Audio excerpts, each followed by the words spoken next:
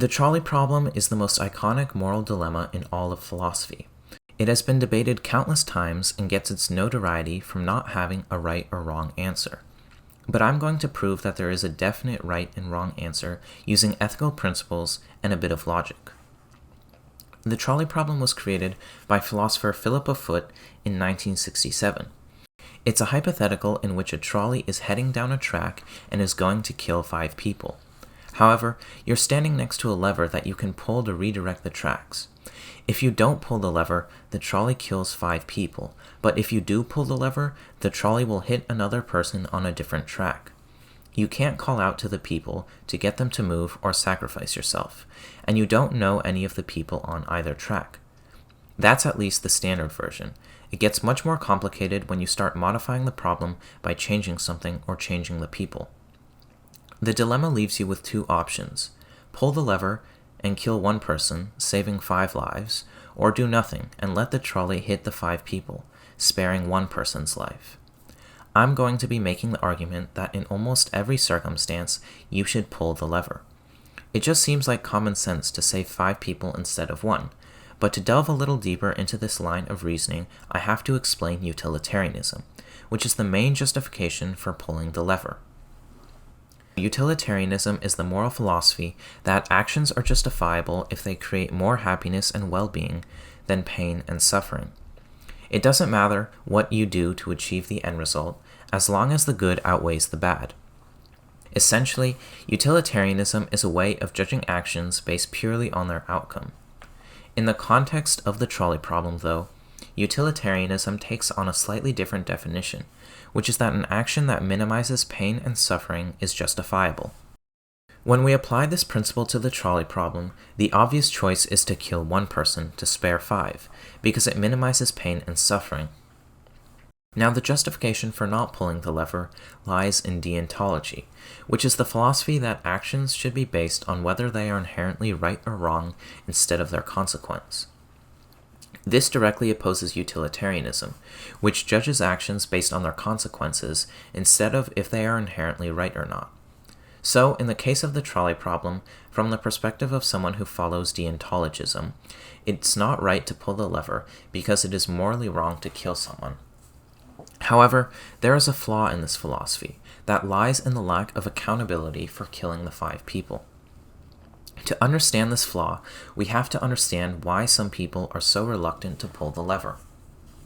The reason some are unwilling to pull the lever is that they don't want to be directly responsible for the death of a person. If they pull the lever, their action will cause a death, but if they don't do anything, they aren't technically responsible for any death. The guilt of having killed a person is avoided, which is a big motivator, despite 5 other people getting killed as a result. Here's the thing though. If you're fully aware of the situation you're in and fully capable of switching the lever, then you are responsible for the death of those 5 people. Even though you didn't technically send the trolley to hit those 5 people, there must be accountability because you had the chance to save their lives and actively chose against it by doing nothing.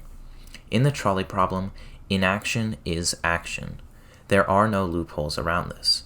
And even if you don't believe that you should be held responsible, you're still willing to let 5 people die just to avoid the guilt of killing 1 person, which is selfish.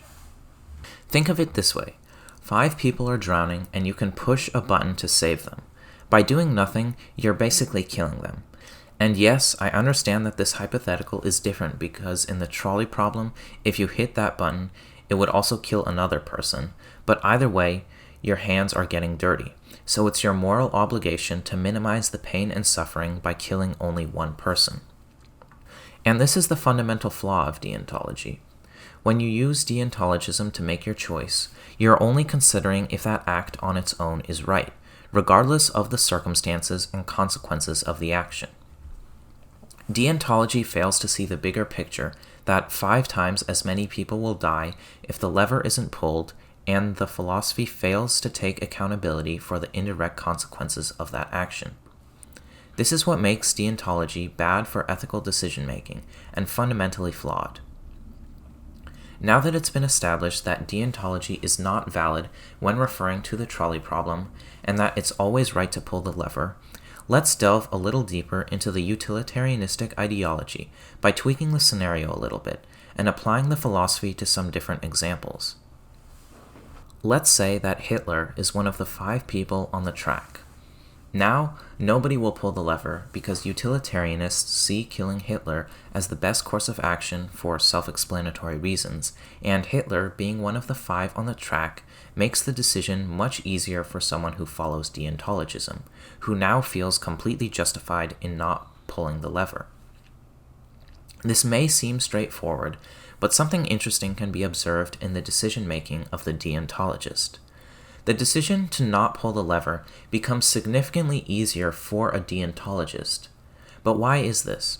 It's because deontologists use the utilitarian principle that if Hitler is killed, millions more will be saved to justify their answer. You see, utilitarianism is baked into the thought process of almost every person in one way or another because it uses common sense and logic. In this case, a deontologist would use that utilitarian principle because it's easy to use and it justifies their answer. But in the standard trolley problem, utilitarianism is not accepted by deontologists because it forces them to make a difficult decision and doesn't justify their answer. A similar thing can be observed if we make Hitler the one person on the other track. Most deontologists would now pull the lever because the guilt of killing a person is no longer there since Hitler was a ruthless dictator. In this scenario, utilitarianism supports deontologists' decisions in the same way as the previous example, so they accept it to justify their answer. Even deontologists use utilitarianism. They just accept it when it's convenient and it justifies their answer, and reject it when it isn't convenient and doesn't justify their answer. In another example, the 5 people on the track have some rare disease and are guaranteed to die in a week. The one person on the other track is perfectly healthy. The 5 people are already going to die, but how much additional pain will it cause them and their families if their lives are taken early? And does this pain outweigh the pain of losing someone that is perfectly healthy and would have continued living? In scenarios like these, the total net pain that each action causes needs to be calculated in order to apply utilitarian principles. This is what utilitarianism is all about, finding the option that leads to the least suffering, most happiness, or best possible outcome in general, and picking it. When utilitarianism becomes a difficult concept to apply is when it becomes hard to see how much actual good that action resulted in. Let's take, for example, the historic time period known as the Reign of Terror, which is an event in France that spanned almost a year, from late 1793 to mid-1794. To add some historical context, the French Revolution just happened, and the monarchy has been overthrown. France is finally able to establish a democracy, but the death of King Louis XVI left a massive power vacuum, and nobody knows who will be put in charge. Eventually, this guy named Maximilien Robespierre is put in charge. He's the leader of the Committee of Public Safety, which is a council that had him and 11 other people on it, that made all the decisions in France. Now you might be thinking, wait a minute, that doesn't sound like a democracy, and you'd be right. During this time period, the Committee of Public Safety was concerned that other nations would try and restore the monarchy in France. So, paranoid that they may lose everything they had worked for, the committee eradicated any anti-revolutionary sentiment by chopping anybody's head off who said anything bad about the revolution, France, or the government. Isn't it kind of ironic how the Committee of Public Safety is committing mass genocide by chopping everyone's heads off, a civilian said as he got his head chopped off for criticizing the government?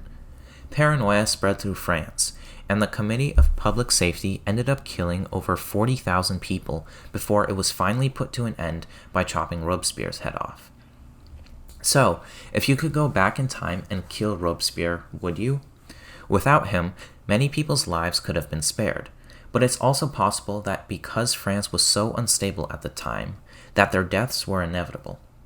Without Robespierre, France would probably be a much different nation, but also without Robespierre, thousands of lives could have potentially been saved. So, is it worth going back in time and killing Robespierre? It's impossible to know, because the net good or the net bad generated by either outcome is unknown, which makes it impossible to apply utilitarianism. But where utilitarianism can be easily applied is the trolley problem. Assuming that each life is worth the same amount, flipping the lever results in a net outcome of saving 4 lives, and not flipping the lever results in a net outcome of killing 4 lives. So just flip the lever. That's the video.